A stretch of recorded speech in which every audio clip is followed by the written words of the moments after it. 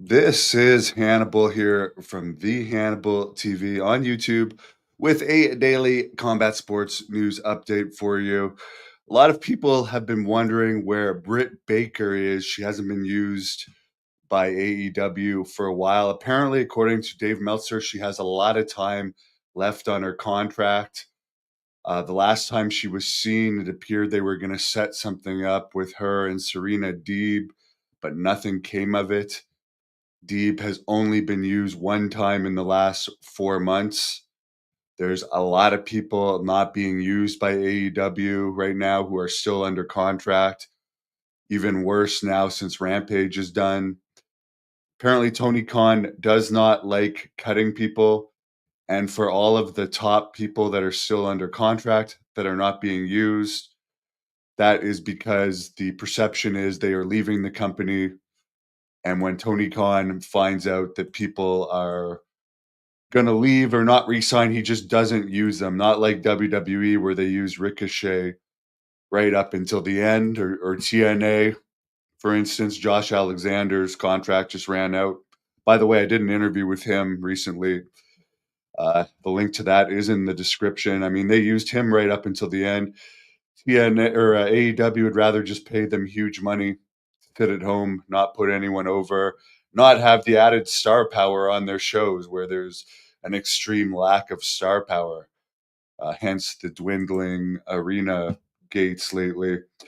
A couple more examples of that from Meltzer's. Thunder Rosa has had 2 matches since August. Malachi Black, who's going back to WWE, has wrestled twice in the last 6 months and has only had two to three losses his entire run in AEW. One of them was all the way back when Cody Rhodes was still with the company, and another one of the losses was against Adam Copeland, now known as Cope. WWE would rather have people lose on their way out and help get people over. AEW would just rather not use them at all and then have them show up in WWE or wherever else they end up going. Ricky Starks, and I don't even know how much of a player Ricky Starks would be in WWE, but they haven't used him for months and months and months and months to the point where it's just becoming a joke. Good for them that they're still getting paid hundreds of thousands of dollars for doing nothing. I don't feel bad for them.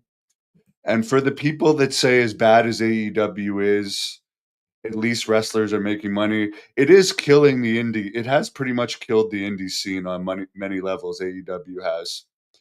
So while there's more wrestlers who are now making hundreds of thousands of dollars, there's less places to work overall. I mean, PWG is out of business. PCW Ultra doesn't run anymore. I mean, there's a lot of major indie companies now that stopped running.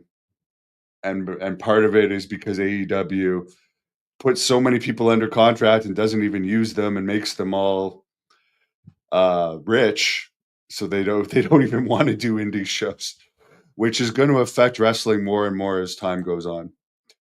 As far as PCO Pierre Carl Willette, he apparently appeared on GCW on Sunday and destroyed the TNA Digital Media Championship, which is a belt I'd never even heard of, so I don't know what kind of a loss that is to TNA.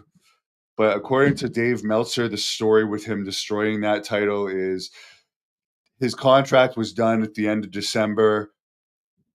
And by the way, he's 57 years old now, and it's clear that TNA is now becoming like a WWE feeder system. So I could see why they wouldn't re-sign him.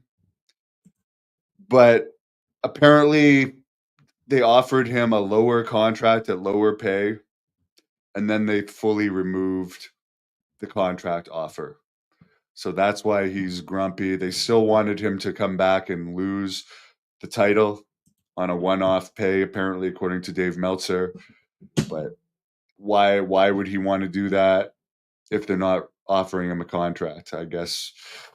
So I guess he's gonna probably be in GCW now. I know at one point AEW was interested in him, but he chose to not go with AEW at the time. He went with Ring of Honor at the time.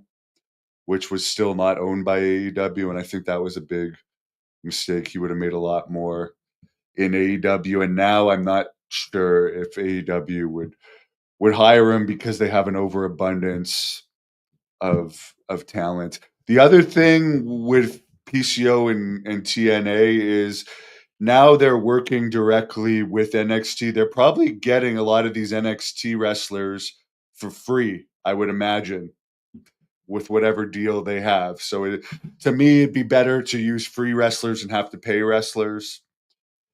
But Shawn Michaels runs NXT, and Shawn Michaels has a long history of heat with PCO.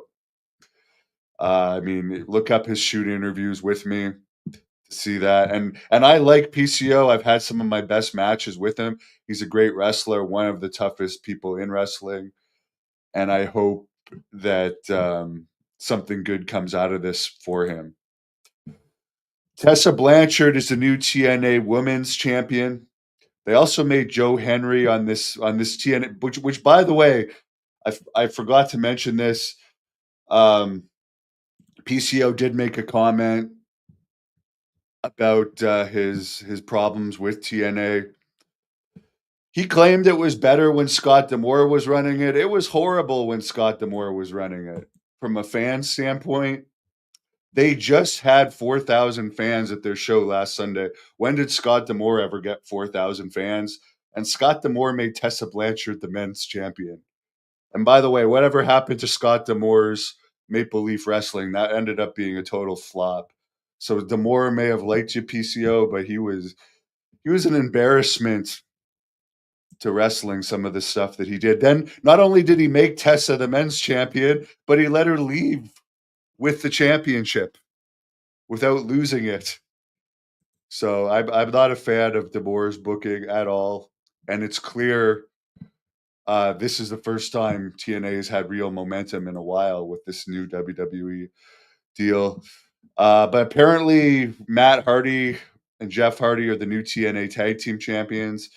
That's good to see. I like both of those guys. I mean, I'm a fan of Tessa. I got a lot of her matches on tape on this channel. I guess this is going to be a test. There was some chance in the crowd that she's a racist, apparently at the TNA show. But over time, it'll be interesting to see if those chants fade away because she is one of the most talented women's wrestlers out there. And whatever heat she had with allegedly calling, I think it was La Rosa Negra, the N-word, they did settle that heat.